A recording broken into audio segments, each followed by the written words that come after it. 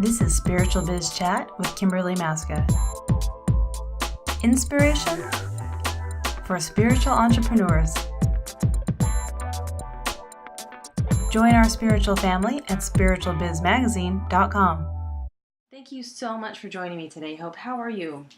I'm very well, thank you. Thank you for having me. Absolutely. So I love hearing the personal stories and that you had these visions and received channeling. So let's talk about that and how you ended up down this path for your life's purpose. Okie doke. Well, I really was a very spiritually minded person from the time I was very young. But I learned to keep that sort of on the down low, so to speak. It didn't fly very well with regular social circles. So I just learned to keep studying, keep learning different healing techniques and doing all that privately.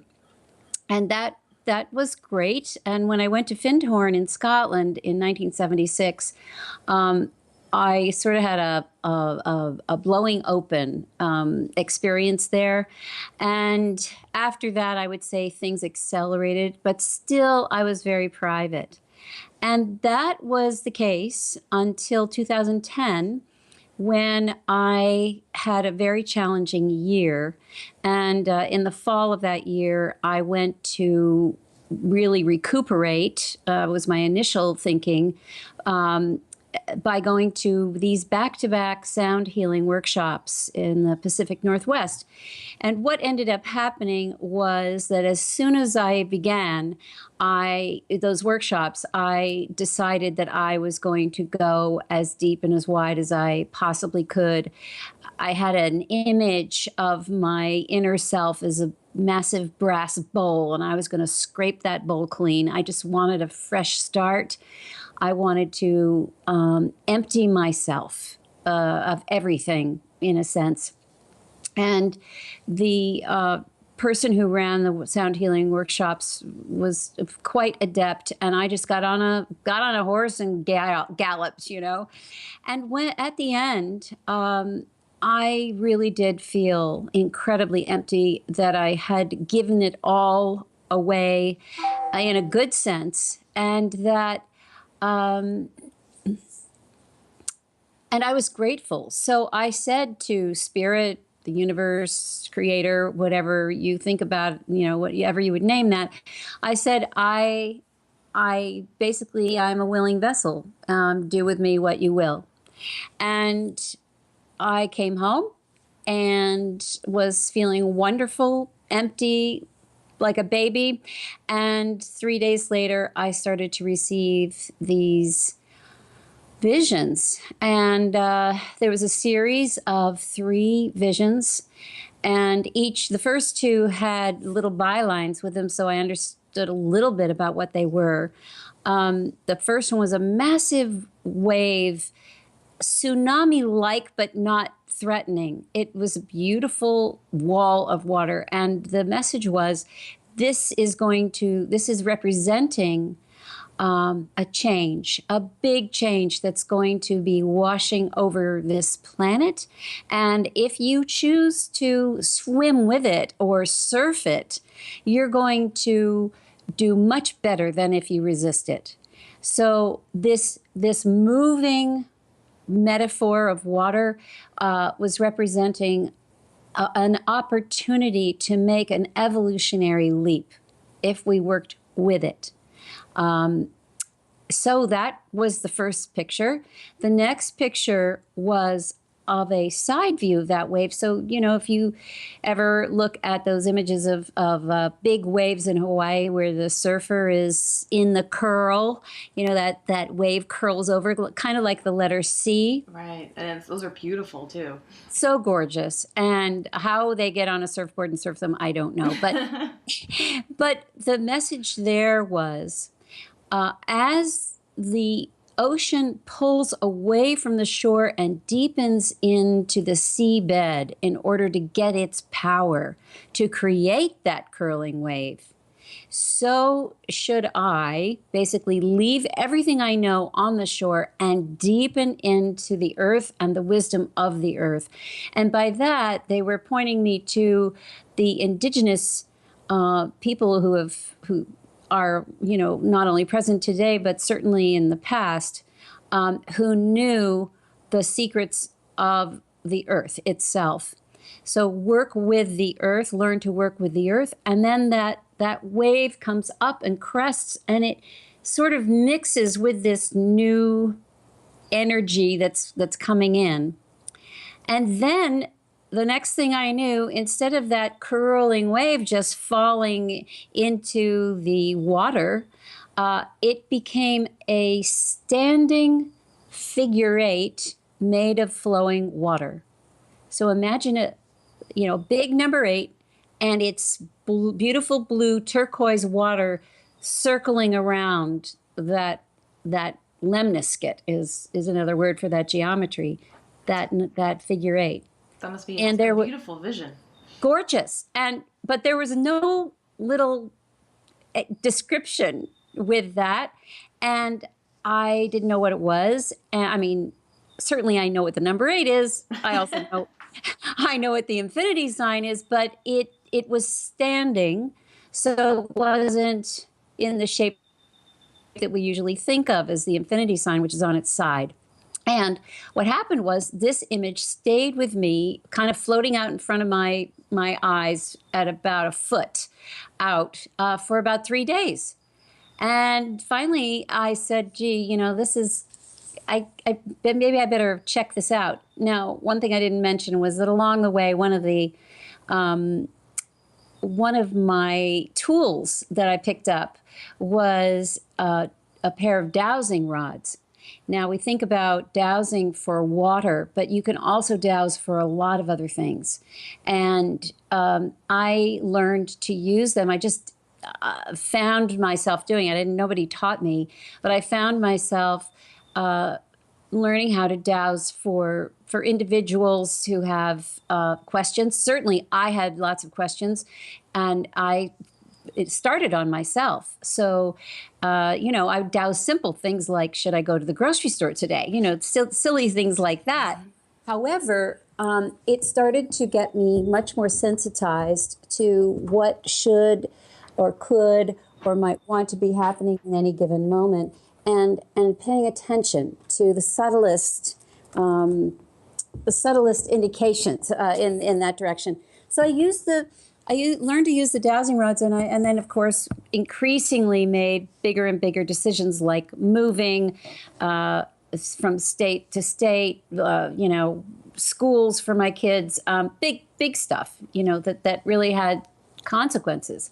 But by then I'd worked out such a trust level with my tool that it was, I couldn't have done that right at the beginning, but certainly by then it was easier. Anyway, I got out my dowsing rods with this, and I said, "What the heck is this figure eight?"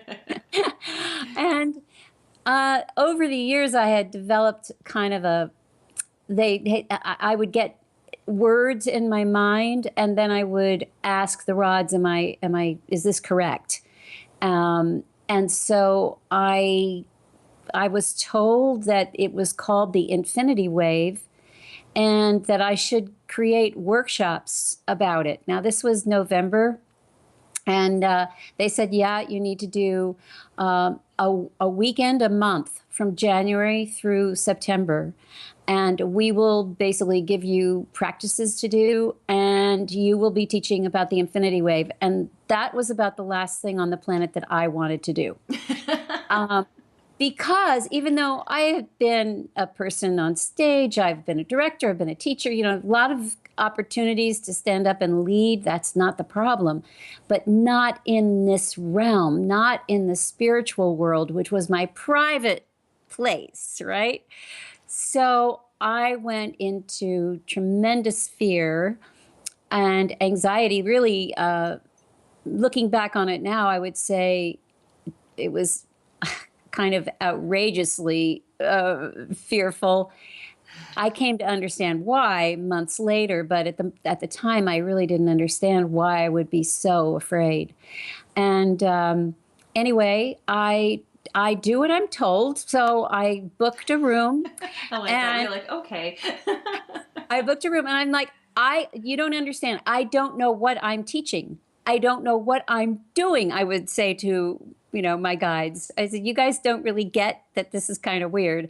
And they said, don't worry, we're going to give it to you. And sure enough, every week I would basically just start off with a dowsing session, and the next thing that would happen was a complete channeling would come out, and I play crystal bowls. So these would be guided meditations that I would say as I played the crystal bowl, and and one after another would spill out until I had a couple in hand, and I walked into the workshop, and I just kind of put together a whole emphasis and lesson plan on evolution and where we were in the process of evolving.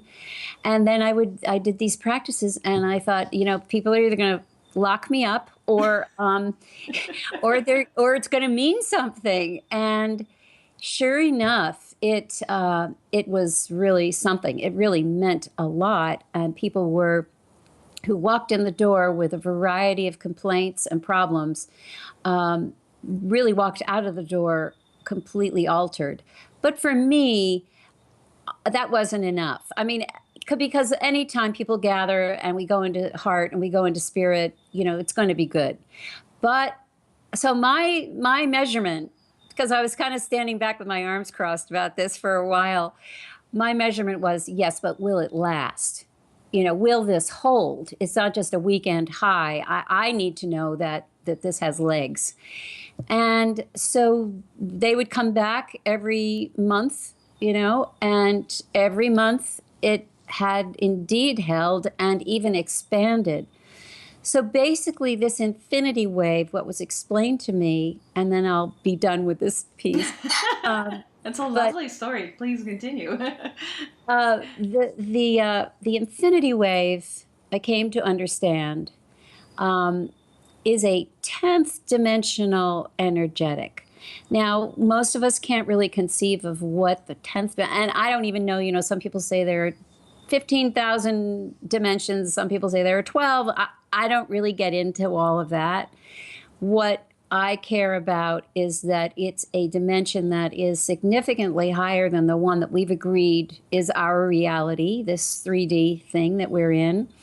And when you interact with a 10th dimensional energy in a 3D world, it really gives one the opportunity to respond very differently and to be fed a purity that we're not used to.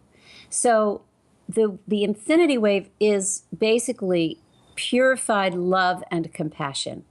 And it is flowing for a reason, because everything is moving, even things that we look at that look solid. Everything inside that is moving. And so it's to remind us that we are living in a moving universe. And so we need a moving energetic to keep us in flow. So when we invite this watery essence of love and compassion into our beings, it starts to alter us. It starts to give us freedom. Water tends to break up blocks, move around resistance, and suddenly we have a different perspective. We're given a different way of relating to the world, and it's nonverbal. It's just an image, and once you understand what it is and invite it into your life, it starts to change you. So it worked over 9 months for people, new people coming in, people going out, whatever. It can be taught to a child in a few minutes. They love it. It can work on a very small level just in daily life, which isn't so small, but it can also work on a massive level. And it's got many facets. Anyway, the whole reason for telling you this, besides the fact that asked me is that at the end of that year, I had an experience that will bring us back into the marketing question. Uh, so first of all, I'm going to pause to make sure. I love it. No, I love it when my guests get into these amazing stories, and that's a beautiful, beautiful story. But here's the question that's on my mind, and you may be getting there. But how did you get people to the workshop? The first one, was that part of your guides brought them in, or did you actually you must have had to do some sort of marketing to bring them in? No, I didn't. I love the answer. I No. live in this little hamlet in Western Massachusetts, and fortunately, there are a number of people within, 100 miles who I knew were fellow journeyers, and this was part of my fear, actually, because I considered myself in an equal realm with them. And so it felt a little strange for me to say, please come to a workshop that I'm going to be leading. Like all of a sudden now there's a hierarchy, and I was very uncomfortable with that. But fortunately, I communicated to them that this is a leader in every circle, in every chair of the circle. So I wasn't looking at myself as all of a sudden, I have, I've become a prophet or anything. I was looking at this like, this has come in. Would you be interested in exploring this with me? I do have to charge you because the room is going to cost something. So we'll share the burden of that. But would you like to explore this? And 12 people came from a variety of distances. And most of them I knew, but not all of them. Some were friends of friends. I did. Oh, you know what I did? I'll tell you what I did. I did a phone call on a teleconference kind of thing, a 1 hour long call where I talked about what looked like it was shaping up to be, even though I didn't have all my practices at that point. And so 12 people said, you know what, that sounds pretty cool. So that was the only marketing I did. I love it. But, as I said, I'm in a very small town, and some of the people who came were for people I knew from my neurofeedback background and who were very interested in consciousness and all that kind of stuff. So that's how that happened. And then the subsequent workshops were word of mouth from that. And I usually had about 12 people in every weekend workshop. Lovely. It's amazing when it all comes together. No matter how you got it there, the energy was there to bring everyone in. Very much so. And I had a sense that there was a gathering of guides. It's not like one or two guides. There was like a big room full of folks helping me to get this done. And so I always knew that I wasn't on my own to make this happen, and thank goodness. So I never asked any of those guides who they were, because I didn't want to really get attached to who's doing these channelings anyway. I just thought, you know what, let's just leave it as a need to know basis, and we'll go from there. And that worked for me, and it seemed to work for them as well.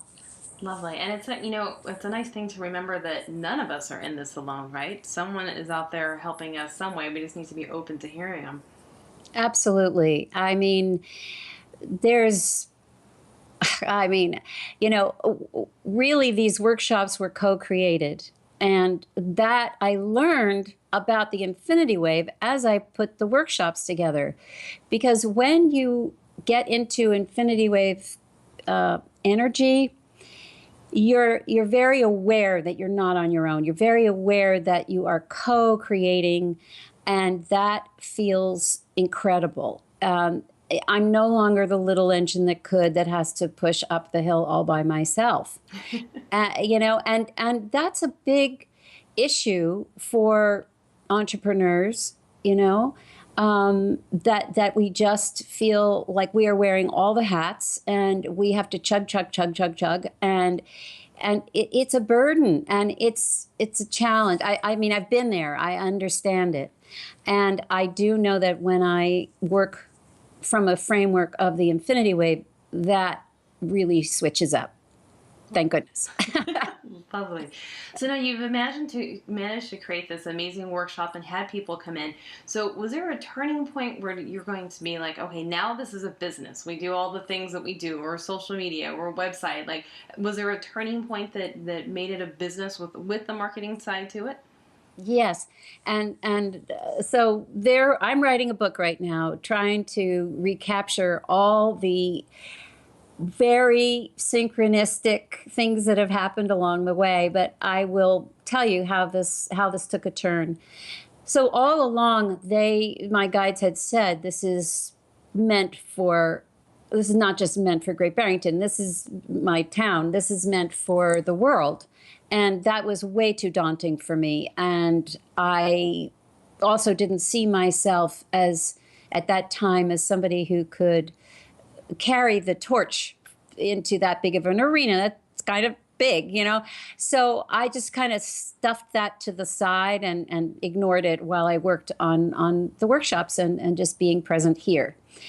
So fast forward at the end of 2011, it's now December, and I had gone out to California with a girlfriend who needed to have serious neck surgery, and to help her through the process.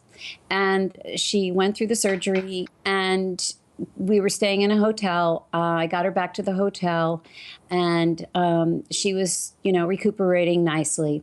Well, it just so happened that friends of mine from when I had lived in LA many, many years ago, 20 years ago, were contacted me and said, "Hey, we happen to be in town.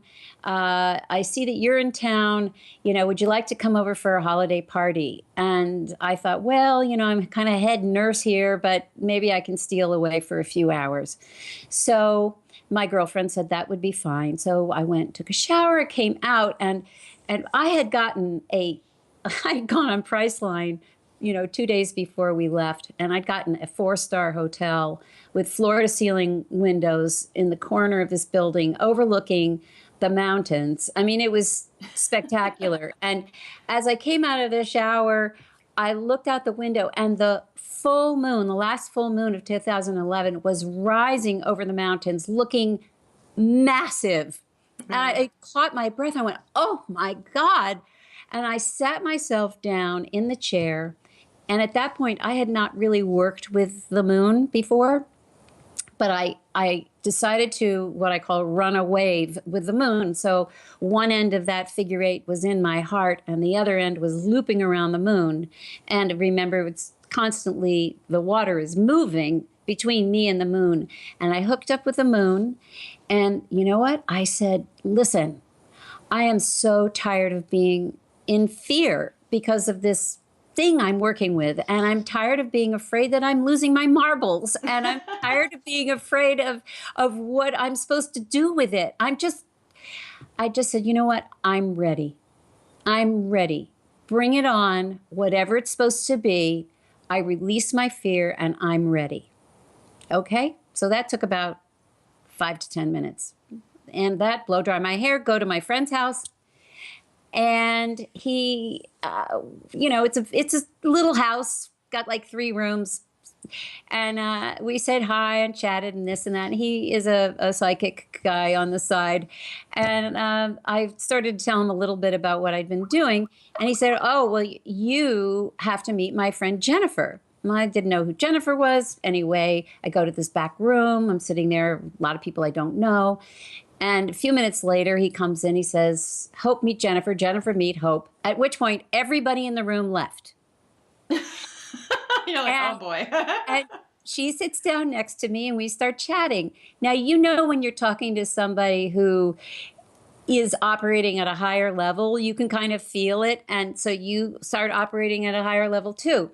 So we had a very higher level conversation, and she said that she was a healer, and she said that she'd been, 2 weeks away from having to sleep out of her car, and she had created this media company, and and blah, blah, blah. And I said, well, good for you for being able to turn your healing into a lucrative business. But I really didn't understand what her business was. And then she asked me about me. I said, well, I've had a very interesting kind of weird year. I brought in this thing called the infinity wave. And I started to talk about it a little bit. And she looked at me and she said, you do realize you have one of the 8 keys or 9 keys to the new age, don't you? And I said, no. And she said, and I want to work with you. And I said, okay. And our conversation came to a lovely close. She gave me her card and people came back into the room. I, basically said my goodbyes and went back to the hotel. And I did not look at her card again until mid-January. When I did, I went online. I was like, oh, okay, Jennifer. So I look her up, Healing with the Masters. And I'm looking at all these faces, that I recognize. And I'm thinking, what? What is this? I had never heard of a telesummit. I had no idea things like this existed. And on her page, she always, Jennifer McLean, does a video of herself talking to me, the viewer, right? And at that time, her video was partly her face and her talking, and then a voiceover of her, but an image of a black chalkboard with white kind of chalk writing on it. And do you want to hear what that said? What the writing was? Do tell. I'm on the edge of my seat, literally. It said, "Are you ready?" So key. So I had just said to the moon, "I'm ready." An hour later, I meet Jennifer McLean, who says, I want to work with you. And then I see, are you ready? So, it's just, for me, that's a synchronicity of my question was answered before, almost before I answered it, asked it.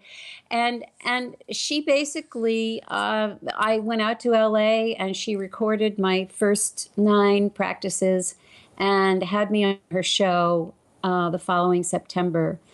So the turning point was there, and then I did a workshop in June of 2012, and a lovely man who I'd known for most of his life came to that workshop, and at the end of it, he said to me, "This has changed my life. I want to help you launch this into a business because I think it has legs." And so he started working for me. Thank goodness, because I had a lot to do before my September launch with Jennifer. So those are the 2 turning points that forced me, really against my will, in a sense, to become a business. That's lovely. It's always so incredible when everything lines up like that. But and what a great person to meet, right? To meet Jennifer and be like, oh, I want to work with you. And you have no idea what that means until later. Then you're like, oh my goodness. I tell you, I was in shock. Like, what does she mean she wants to work with me? Like, I could not. And Kimberly, this is a really good moment to talk about what we can and cannot see ourselves doing and being. I had to do a lot of stretching to envision myself as somebody who could be a face in a lineup with, Neil, what I'm thinking of, Neil Donald Walsh, Okay. or Wayne Dyer. These are people I'd read and been interested in for years, and I did not see myself as having the stature, the wisdom, the whatever, long list of things to be on a roster with them. So I had to do a lot of work to enlarge myself. And I don't mean puff myself up in an egoic way. I mean make the picture bigger. And I didn't do this by myself. I did this with the wave. I did this with guidance. I was prompted and pushed and prodded. And I had to allow myself to drop any ideas of myself as smaller than. And that took some work, and I'm so grateful. But it's something, when we're in business, and we hear it all the time. We hear think bigger, be bigger, but what does that actually mean, and how do we actually get to that? It's an exercise. It takes some digging and some allowing and some releasing and really letting go of patterning and a lot of voices that have been in our past often. I like to say that enlightenment is not a sort of end goal. I don't think that's how it works, because enlightenment for me is a series of enlightenments. And that's the old image of peeling the onion. There is an enlightenment around understanding that you're bigger than you think you are. And then there's going to be another layer of enlightenment when that one even gets too small and you have to stretch again. And at each stage, you go through the same process of evaluating, of getting into the emotion of what's around this issue and getting through it, releasing it, and allowing a bigger picture. So it's a peeling of young, but I think these things are layers of enlightenment. So I've had to go through quite a few of those, and I know that I'm going to have more ahead of me. And when I leave this earthly coil, I will continue. We continue these layers of enlightenment ad infinitum, to infinity and beyond, so to speak. So it's I look at these things as being on a spiral, an upward moving spiral, and I encourage people to claim that enlightenment level when they get to it, and let it solidify, and then move on to the next one. So. Such a way we have to look at it, or we get stuck. If we don't look at it as steps of enlightenment, then fear takes over, and then where are we? Same spot we were in before. Only, I really do feel, yeah. So there's a circular thing, which is what I just heard you say. And then there's the idea that maybe I'm in a similar place. I've spiraled around, and now I'm lining up with a place this is very reminiscent of a place I've been before. But I actually have just a little more wisdom this time around. So I'm not hitting the exact spot, perhaps.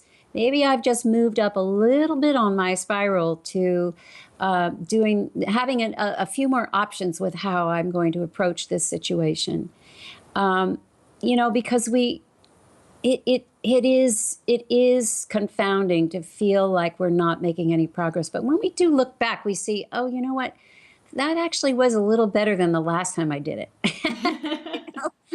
So I am moving up my spiral. It's all good. That's where we and should. then there's the other thing, and that is that there are fallow times.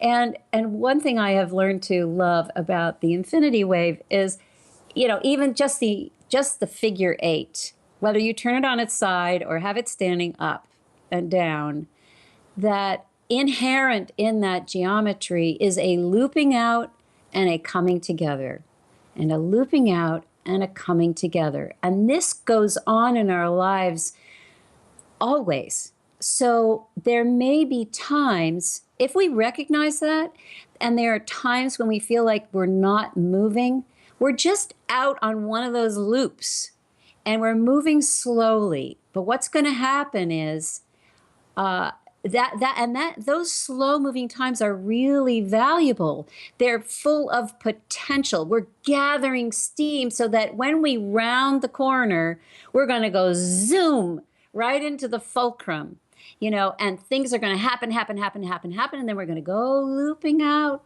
and we're going to have another period that I like to think of as the void, where all potential resides. I've come to not fear it, not resist it. In fact, I welcome it. And I sit in the void, because that's when all kinds of creativity starts to just bubble up. As long as we don't push it, it will come to us in that quiet, still place, so that we can understand we are on a continuum. It's going to continue, this continuum, and it's okay. I'm accepting of where I am, because I know it's not going to last. Excellent.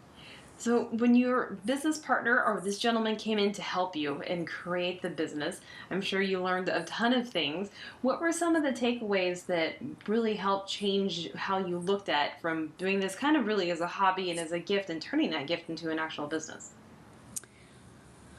Okay, well, there's the mechanics. Nowadays, of course, we are completely dependent on the internet. So learning the nuts and bolts of how to create a website, how to send out an email blast, how to have those two entities talk to one another, how to build a list. A list? I knew nothing of a list. Like, what's a list? A list of what? Right, a grocery list, that's what I knew. So I basically had 3 months to get it all together. And it was very stressful at times, because it takes time to learn these things, and it was a straight uphill, learning curve. He helped me a lot with some of the backroom things, but and I realized that I had to kind of sharpen my mind. Now, in the business that I am in, being in an expanded state to receive these kinds of channelings and to deliver the channelings is primarily right-brained, although it's not really that simple, but it's a more right-brained activity. And it made it, so I was basically constantly plugged in to, the universe. And I'm walking around, and now I have to focus in to a left-brained activity called building a website. And it was really tough. It was really tough. So I'm very grateful to this guy for at least helping me to build a bridge. Part of me resisted as well, because I didn't want to. It was hard to shift back and forth, and I didn't want to become so detached from my expanded self, which is, after all, what I was talking about and writing about, and so it's taken me a little while to find the balance with that. But that 3-month period, I was very proud that I was able to forge some language around something that is really out of language. Language is very inadequate when it comes to the realm of the spiritual, and we do our best. We do our humble best, and it was very tough to do it. One of the things that I did, because I was in a pinch, and I recommend this to people, is if you don't know how to do it, go look at somebody who does. So, go to So somebody, simple. right? So I did. I read. Well, first of all, when I started, watching Jennifer's show or listening to Jennifer's show, and I would go to those people's websites, and I'd see how they wrote and get on their email lists and see how they communicated with me. So in the beginning, I was searching for just a method that resonated with me, that I could kind of put on. I wanted it to be my authentic voice, but I also had to kind of borrow, a bit. And I also realized, because I'm playing with the big boys and girls now and seeing how they communicate. Of course, they're well-oiled machines, and they have writers, and they have this and that. I'm just little old me. I did my best to kind of imitate them, but also try to sound like me. I would say it was 75% imitation and 25% me in the beginning. And that carried me along until the following June, when I decided to take the business over myself. And at that point, I basically started over. I revamped the language on my website, and I started a different way of communicating with my list that I had grown at that point. And at first, it was baby steps, but then I gathered more confidence, and I started to put together these emails. Oops, sorry. It started to put together these emails that that I liked. I liked how they felt. I thought, would I like this image and this language dropping into my mailbox? You know, would that be great? And if it didn't pass that test, I didn't send it. I kept working on it, and now I really enjoy it. I've come to a place where it's just an extension of who I am. And I encourage people. I also, you know, by taking the business into my own hands, I owned it from the bottom up, you know, and I think it's good to have help, and it's good to own your business. And it took me a while to do that, but I'm very, very happy that I did, because now I can nurture it fully, you know, in a way that feels just great for the baby and for me, you know. And I don't push too hard. I take guidance from people every now and then. I say, you know, do I need to do a little this or little that? Do I need to get on more shows or not, or whatever? And again, I listen to advice, I douse about it, and I do whatever my guides say to do. and that has brought me along very nicely. That's lovely. And I love, I want to drive home the point about, you know, taking over the business yourself and being responsible for it. One thing when I work with my clients, I talk about being a sustainable, self-sustainable entrepreneur, because so often I think people get in trouble because they don't own enough of the knowledge and responsibility of their own business. They rely on other people to show them, and then it becomes a big mess. And so that's such an important and key point. And it's the only way you can really run your business and be a real entrepreneur, is you have to own the whole thing. It's so true. And I mean, down to the, you know, I still have the website that I created. And as a result, if anything ever needs to be fixed, changed on the fly, whatever, I can do it. I don't have to call anybody. Or pay someone. I get to be, you know, I get to do it all myself.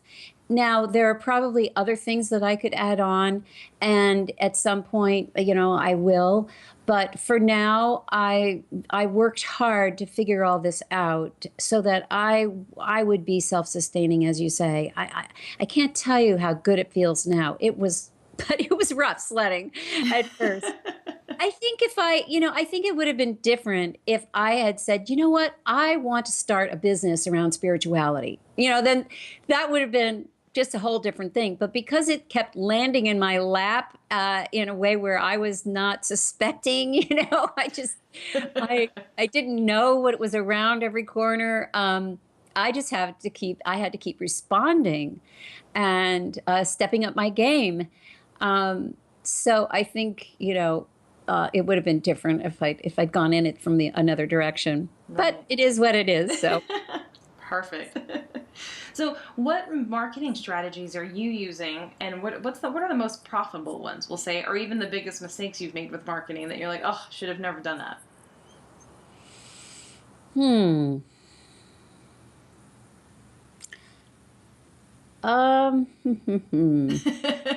It's a good question, because I don't really look at things that way. So, I guess, you know, I've been a guest on quite a number of shows now, uh, radio shows or internet shows, whatever.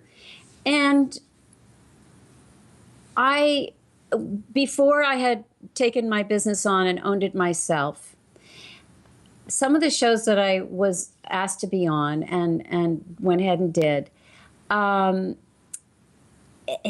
did not fully resonate with me.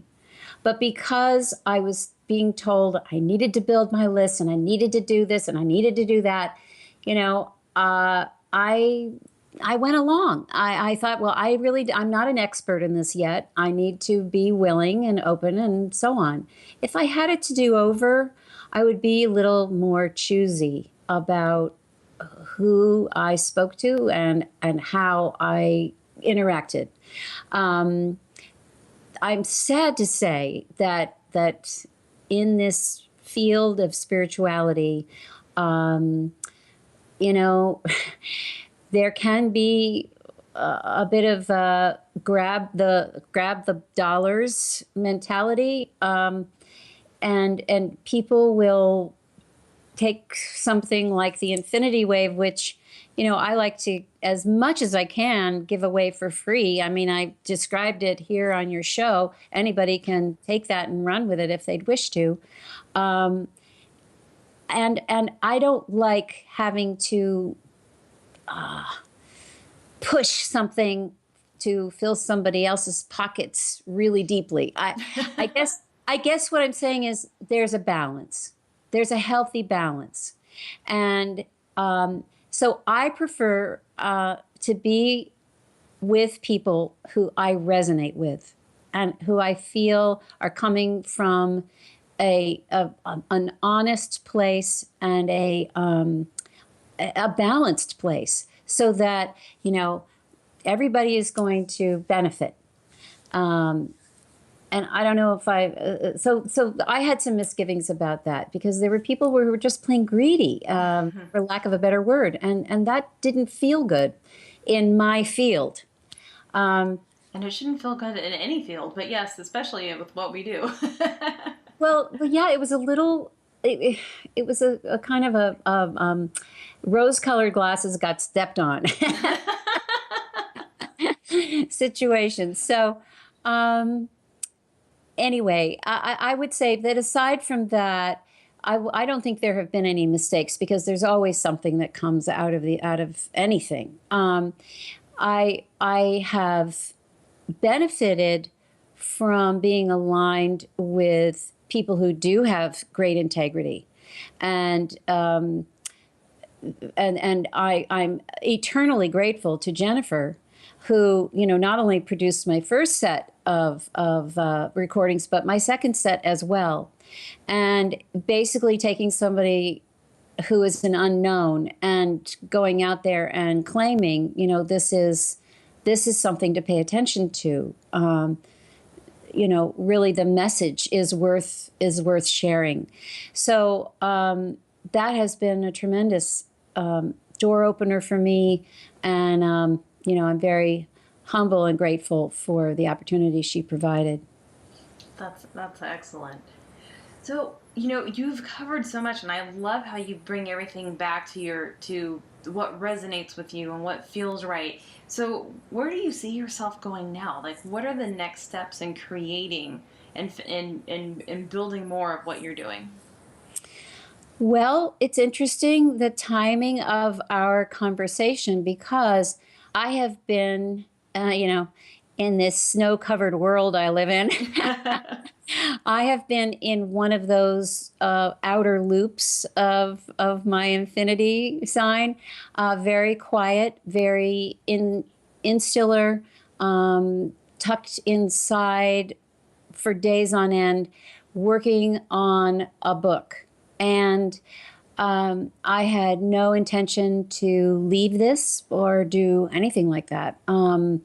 The book is the most important thing, my guidance says, and it's going to be a book that deals with life and death. And so I'm co-creating it, of course. Don't ever do these things by myself anymore. But so I've been content to be here in this situation. And then about 10 days ago, I heard from somebody who I haven't seen or heard from in 40 years, who found me online and invited me to Los Angeles to participate in the in a big conference that's happening next a week, 10 days from now. And I am going to be interacting with some very visible people in the field and speaking and doing a bunch of things like that. So that is my signal that I have rounded the bend, and I'm ready to stretch again into the LA Convention Center. That's a big stretch. That's a big stretch, and that it's time to do that. So here we go again. And I'm looking forward to it, and I know that it means that I'm ready for the next level, which I think is going to be more visibility, both as a result of my book and because here's something, just a little aside. In 2011, when I was running these workshops, I looked everywhere, in every woo-woo crystal shop, every cooperative, grocery store, you name it. I looked for the infinity sign on packaging, in jewelry, you name it. And it was nowhere to be found. And remember that, well, I didn't exactly say this, but when the visions came in, they said that this would be coming in, anchoring in at the end of 2011. So I know enough about the collective unconscious that I know I'm not the only one who's getting this infinity sign or energy or whatever, right? I'm just one of hundreds, probably. Right. Anyway, I look, don't see it anywhere. January 2012, all of a sudden, it's spray painted on the sidewalk I'm walking on. Somebody hands me a cappuccino with the infinity sign etched in it with the coffee. I start to see it on packaging for rice. It is now, it's showing up here, there, and everywhere, to the degree that as of 6 months ago, it was the #1 tattoo for women. Wow. Okay, so this means to me that first of all, there's credibility to the information that they gave me the way back when, and the timing of it. And it means, in terms of what's next for me, that there's an even bigger platform, a bigger group of people ready to hear about this new energetic, which is a tool. It's not I might provide a philosophy, but in its simplicity, it's just a tool to help everybody get into really more of their God self, more of a state of connectivity with the creator that they are, the creator that exists around us, the creator above and below. And the more we all do that, the more aligned and peaceful this world will be. So I think that's where this is going, but I just keep taking, one step in front of the other, chop wood, carry water, and see what comes down the path. Lovely. There is one question that I always ask, and I want to make sure we get in, because I love to find out the answer. But is there a book or a couple of books that have inspired you that you can't live without? Oh, wow. That's a hard one because it's usually like 20 of them, but I try to have people narrow it down to a couple. At this point, if I was going to recommend a few books for people to read, entrepreneurs who are, interested in knowing that they're not alone, there's a little book called Angels in My Hair by, I think that's by Lorna Byrne, I think is her name. Just in case you just need a reminder that you are not operating on your own steam, that's a great book for that. In terms of, this is hard because my interests are so wide. And it could even be, I always find it's interesting. I get a mix of what I get from people, from spiritual books to business books to just something that inspired them in another way. So it doesn't have to be a specific genre. Well, I'm actually I'll tell you what I read every night before I go to bed. It's not a book. It's a magazine. It's a little magazine. I read the two of them, and one is called Guideposts, and one is called Angels Magazine. And they're just stories, true stories, human stories that are incredibly inspiring. Sometimes moving to tears. I'm sobbing away in my bed. um, but they are, you can read one story or 5 stories, depending on how sleepy you are, but you always go off to sleep with an inspiring story. And what I do is as I go through them and I finish them, I collect them and then I give them away. I might leave them in doctor's offices or airports or whatever. I send them to veterans. These are really useful. And at the back of every guideposts, there's a page that is dedicated to how a story inspired me. So you'll have people writing in to say, well, when I read this story, this is how it inspired me to do X, Y, Z. And so you see the ripple effect of these real journeys that human beings go on. And so go and get a subscription to Guideposts and or Angels Magazine. They're put out by the same. This is a publication created originally by Norman Vincent Peale, of course, who wrote The Power of Positive Thinking. And I was going to mention that as an inspiring book. But Guideposts is fantastic. So. Fantastic. Well, it has been so lovely. Where would my listeners find you if they wanted to come find out more information about your Infinity Wave? Okay, they would come to my website, www.we-infinity.com. So WE-INIFIN.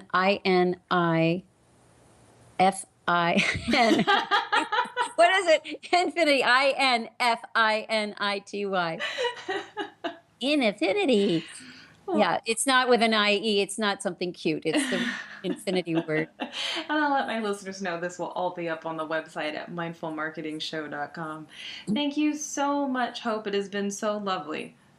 I've enjoyed it very much, Kimberly. Thanks for all your questions and your delightful demeanor, and I wish you well in your project. Thank you. You've been listening to Spiritual Biz Chat with Kimberly Maska. Inspiration for spiritual entrepreneurs. Hear our latest interviews and join our spiritual family at spiritualbizmagazine.com.